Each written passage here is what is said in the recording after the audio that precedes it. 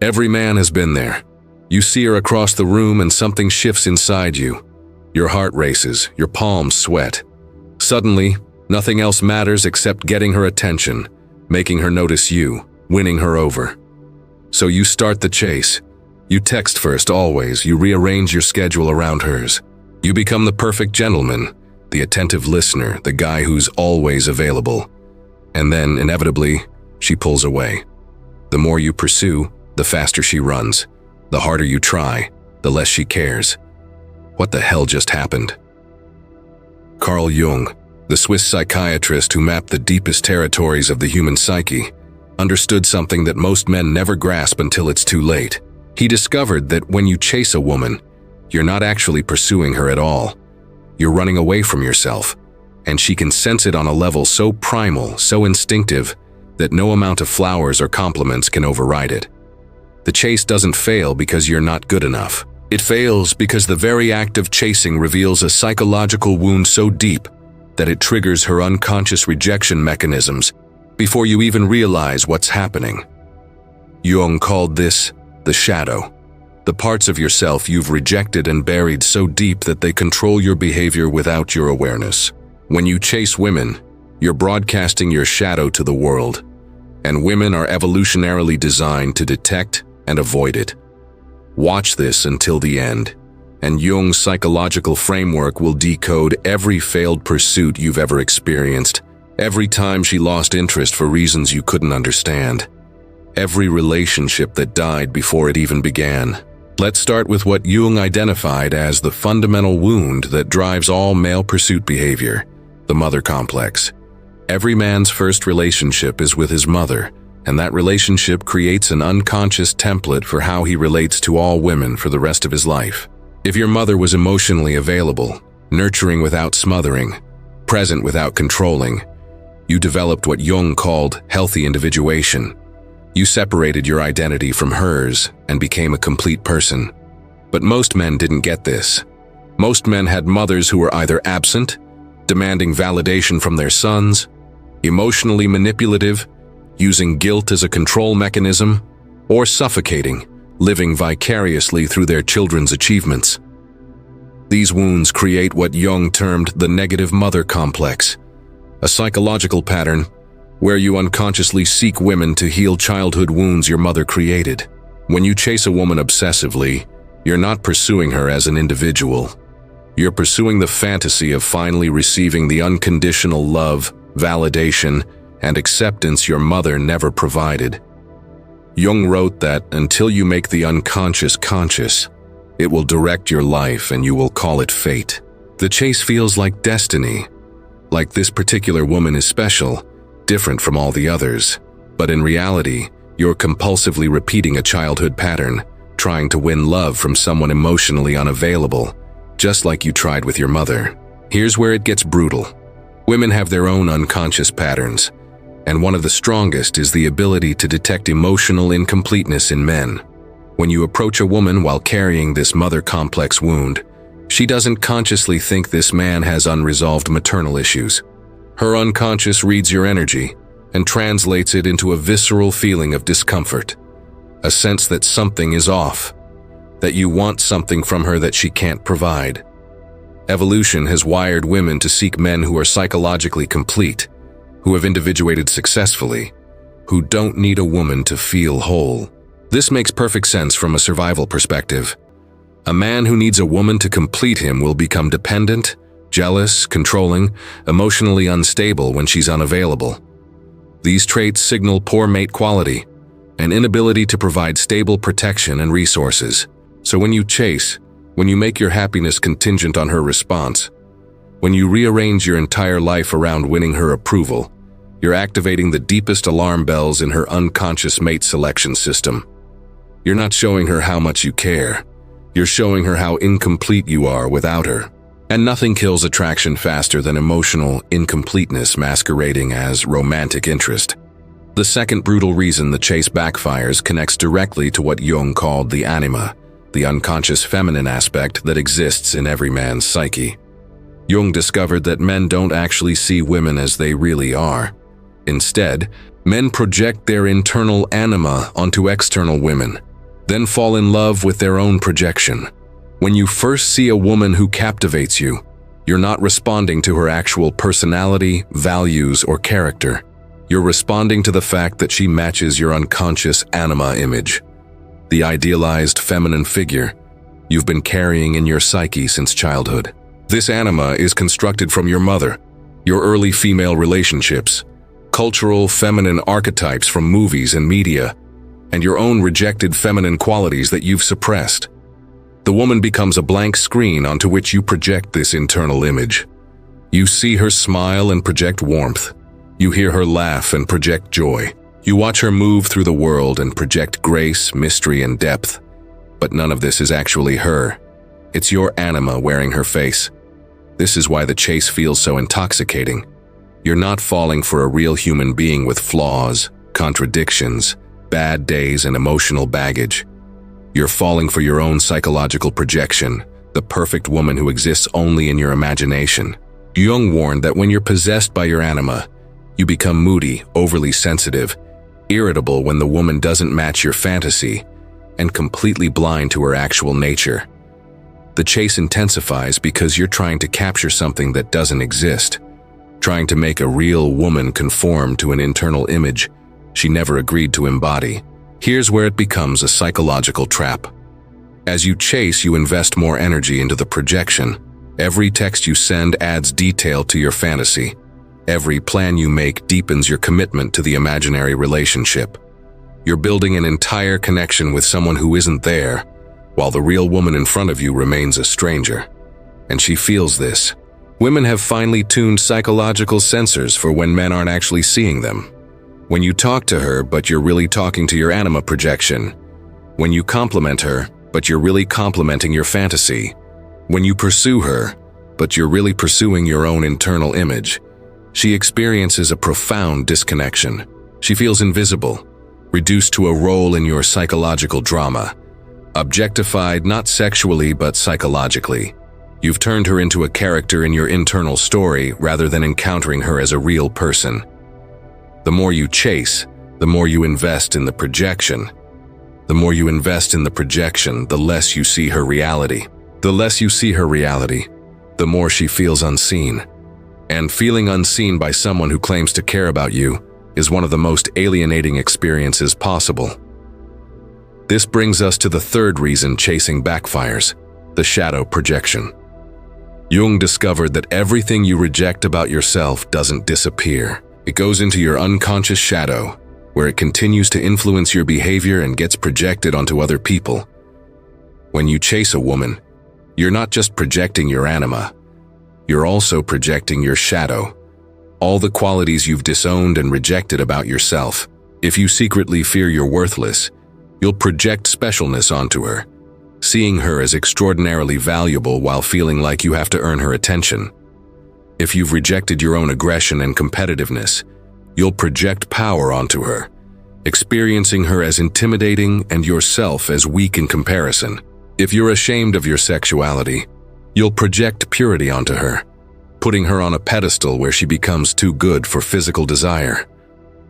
These shadow projections create what Jung called the inferior function, the part of your personality that remains undeveloped and childish. When you're in chase mode, you're operating from your inferior function. Your behavior becomes desperate, reactive, emotionally unstable. You check your phone obsessively waiting for her reply. You overanalyze every interaction looking for signs of interest. You feel anxiety when she's distant and euphoria when she's responsive. This emotional volatility isn't love. It's your shadow running your behavior. You've projected so much of your rejected self onto her that her responses literally control your emotional state. You've given an external person power over your internal stability. And Jung was crystal clear about this dynamic. When you give another person the power to determine your emotional state, you've made them your god. You're no longer relating to them as an equal human being. You're relating to them as a source of salvation from your own rejected parts. Women pick up on this immediately. When a man's emotional state depends entirely on her responses, she doesn't feel flattered. She feels burdened. She becomes responsible for managing a grown man's emotional stability, a role that's exhausting and profoundly unattractive. The chase transforms her from a potential romantic partner into an unwilling therapist for wounds she didn't create and see and heal. This creates what psychologists call an anxious attachment pattern. The more anxious you become about her responses, the more you chase. The more you chase, the more you activate her avoidant patterns. She starts pulling away to create breathing room from your emotional intensity. Her pulling away triggers more anxiety in you, which drives more chasing behavior, which pushes her further away. It's a death spiral that's encoded in your unconscious shadow projections. You're not actually pursuing a relationship. You're recreating childhood abandonment wounds and desperately trying to get a different outcome this time. The fourth brutal reason comes from what Jung called the persona, the social mask you wear to appear acceptable to the world. When you chase a woman, you don't show up as your authentic self.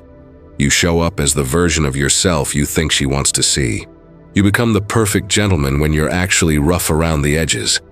You pretend to love her interests when they bore you. You hide your opinions to avoid conflict.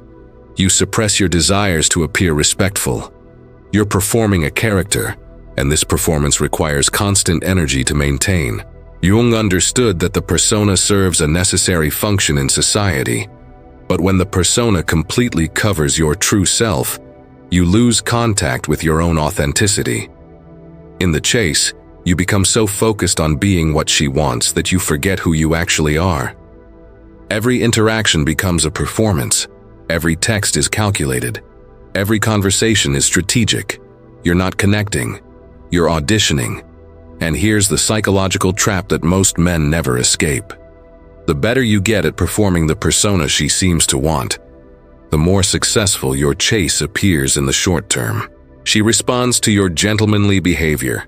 She appreciates your attentiveness. She enjoys the version of you that you're performing. But this creates a catastrophic long-term problem. She's not attracted to you.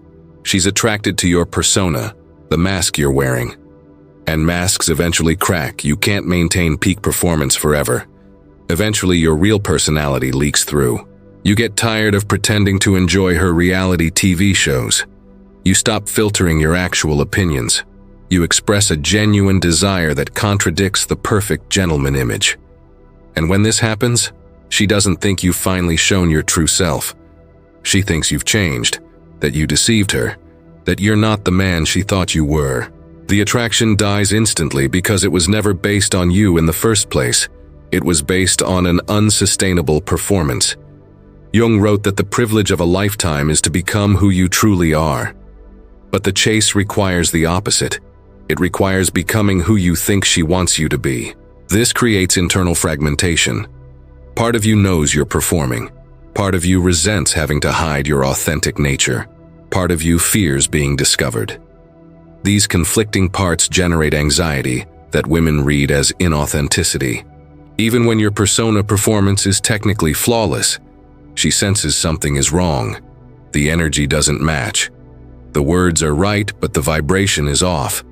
You're saying all the correct things, but she feels manipulated rather than genuinely met. This is because authenticity operates on frequencies deeper than words or actions. It's an energetic coherence between your internal state and external presentation. When these don't match, people feel it even when they can't articulate why. The chase makes authenticity impossible because you've already decided that your real self isn't good enough. You've already concluded that you need to be someone else to win her approval. That fundamental self-rejection broadcasts through every interaction, no matter how perfectly you perform your persona. And nothing repels romantic interest faster than a man who has rejected himself trying to get a woman to accept him. This connects directly to the fifth reason, what Jung called the problem of psychological projection and the inflation of the ego. When you chase a woman and she responds positively, even briefly, your ego inflates dramatically. You feel chosen, special, validated. Your entire self-worth becomes tied to her attention. But when she pulls away, your ego doesn't just deflate. It collapses catastrophically. You experience her rejection as a fundamental statement about your value as a human being. This extreme oscillation between inflation and collapse reveals that you've given her godlike power in your psychological economy. Jung observed that whenever you give another person the power to determine your worth, you've created an idol, and all idols eventually must be destroyed. The chase creates this idolatry. You've elevated her to a position where her opinion of you matters more than your own opinion of yourself. Her text makes your day. Her silence ruins your week. Her smile feels like validation from the universe. Her disinterest feels like cosmic rejection. This isn't love. This is psychological dependency masquerading as romantic interest. You've outsourced your self-worth to an external source, and now you're addicted to her validation the way an addict is addicted to a drug. Every positive interaction gives you a hit of worthiness. Every period of silence sends you into withdrawal. Jung understood that this pattern stems from a failure to develop what he called the self, the integrated center of your personality that remains stable regardless of external circumstances. When you haven't developed a strong self, you're constantly seeking external validation to feel okay. Women become sources of temporary relief from your underlying sense of inadequacy. The chase intensifies because you're not actually pursuing connection. You're pursuing relief from self-rejection, escape from your own negative self-judgment, proof that you're acceptable despite your deep belief that you're not. And women can smell this desperation from miles away. When a man needs you to validate his existence, every interaction carries this heavy, suffocating energy. He's not offering his presence as a gift. He's demanding that you fix his relationship with himself. The burden becomes unbearable. She starts avoiding you not because she's cruel, but because your presence has become psychologically draining. Every conversation requires her to prop up your ego. Every silence triggers your collapse, which then requires her emotional labor to repair. She didn't sign up to be your therapist or your mother, or your source of existential validation. She was potentially interested in a romantic connection with a psychologically complete man. Instead, she found a grown child desperately seeking approval. The sixth brutal reason involves what Jung termed the identification with the victim archetype. When the chase fails, which it inevitably does, most men don't examine their own psychology. Instead, they construct narratives where they're the victim and she's the villain. She led me on. She used me for attention. She's playing games. She doesn't know what she wants. These victim narratives protect your ego from having to confront uncomfortable truths about your behavior. It's psychologically easier to blame her than to recognize that your chase activated her unconscious rejection mechanisms. Jung observed that people don't have ideas. Ideas have people. When you identify with the victim archetype, you become possessed by it. Every failed pursuit confirms your narrative. Every woman who pulls away becomes more evidence that women are the problem, not you. This creates what psychologists call a self-fulfilling prophecy. You approach women while unconsciously expecting rejection because you're identified with being a victim. This expectation changes your energy, makes you simultaneously desperate and resentful. Women pick up on this toxic combination and respond accordingly, pulling away quickly. Their rejection confirms your victim identity, which strengthens the archetype's hold on you, which makes the next pursuit even more desperate and resentful. The cycle continues, getting worse with each iteration. You're not learning from experience. You're reinforcing a destructive psychological pattern. The victim archetype is particularly insidious because it feels righteous. You get to be the good guy who tried his best while she's the bad person who didn't appreciate you. This moral narrative protects you from growth. Why would you change if you're the victim? Why would you examine your own behavior if she's the villain? The archetype keeps you stuck in repetitive patterns while maintaining your psychological comfort. Jung insisted that we cannot change anything unless we accept it. Condemnation does not liberate, it oppresses. But the victim archetype is built on condemnation of women, of your circumstances, of your past experiences. This condemnation prevents you from accepting the reality of what's actually happening. You can't see that your chase behavior stems from your own wounds. You can't recognize that women are responding rationally to your unconscious signals. You can't accept that you're the common denominator in all these failed pursuits. The victim narrative blinds you to your own agency. It convinces you that external circumstances control your outcomes, that women hold all the power, that you're helplessly subject to their whims and games. This belief system guarantees continued failure because you've abandoned responsibility for your own psychological development. The seventh and final brutal reason synthesizes everything Jung discovered about the unconscious, projection, and human psychology. When you chase women, you're trying to use external circumstances to solve internal problems. You're seeking completion from someone else when completion can only come from integrating your own rejected parts. Jung's entire psychological framework points to one central truth. Individuation, the process of becoming a whole person, cannot be outsourced. You cannot become yourself through a relationship. You cannot heal childhood wounds by winning a woman's approval. You cannot develop psychological wholeness by making someone else responsible for your emotional state. Every time you chase, you're running from the real work, the internal journey of integrating your shadow, developing your own anima into conscious relationship with your inner feminine, building a self that remains stable regardless of external validation, and facing the wounds that make you seek completion through others. This work is difficult. It requires brutal self-honesty. It means sitting with uncomfortable truths about your patterns, your motivations, your wounds. It means giving up the victim narratives that protect your ego. It means accepting that you've been the source of your own suffering. Most men never do this work because chasing women is easier in the short term. It provides the illusion of progress without requiring real change. You can stay busy pursuing women while avoiding the terrifying journey inward. But Jung warned that there is no coming to consciousness without pain. People will do anything, no matter how absurd, to avoid facing their own soul. The chase is the absurd thing you do to avoid facing yourself. You convince yourself that the right woman will solve everything. You tell yourself that you just need to learn better techniques, smoother lines, more effective strategies. But these are all external solutions to an internal problem. The real issue isn't that you don't know how to attract women. The issue is that you're trying to use women to escape from your own psychological fragmentation. When you stop chasing and start individuating, everything changes. You begin developing genuine self-worth that doesn't depend on external validation. You start seeing women as real people rather than projections of your anima or solutions to your mother complex.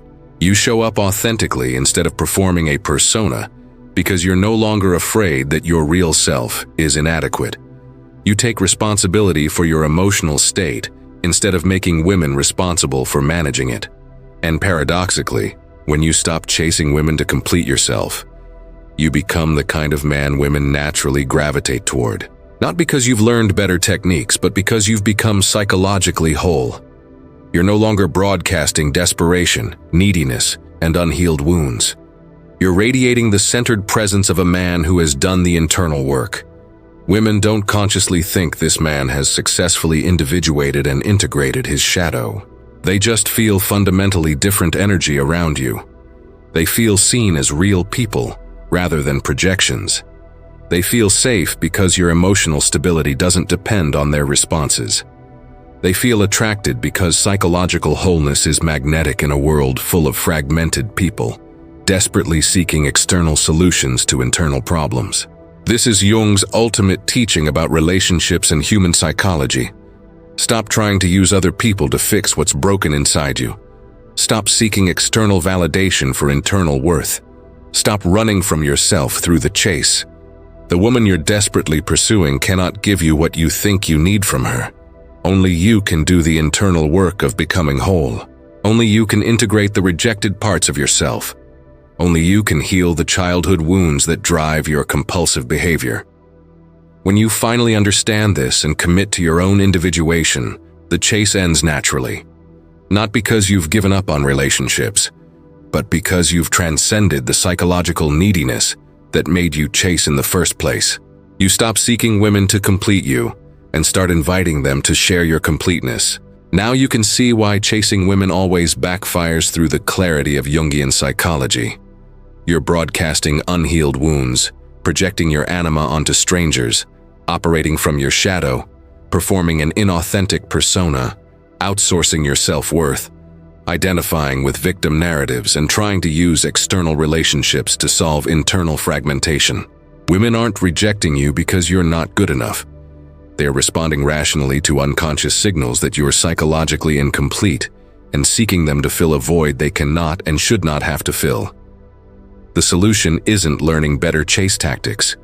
The solution is doing the brutal internal work of individuation, becoming whole within yourself so that you approach relationships from abundance rather than desperation, from strength rather than neediness, from authenticity rather than performance.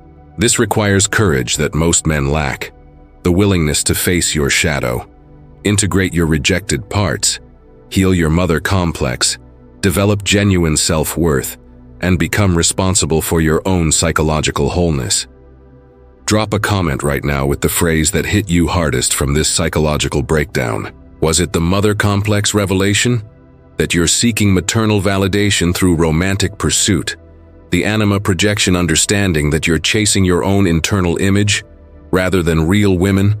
Or the victim archetype recognition that your narratives have kept you stuck in destructive patterns?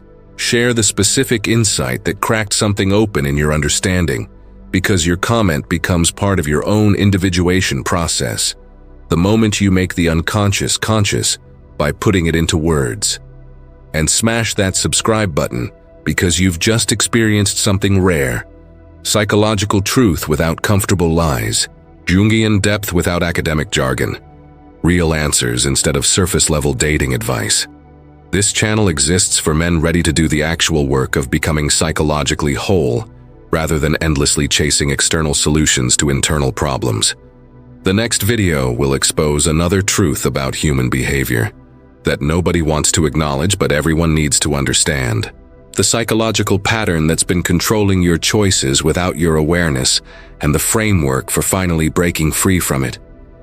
You've taken the first step by watching this far. The journey continues, and what comes next will challenge everything you thought you knew about yourself.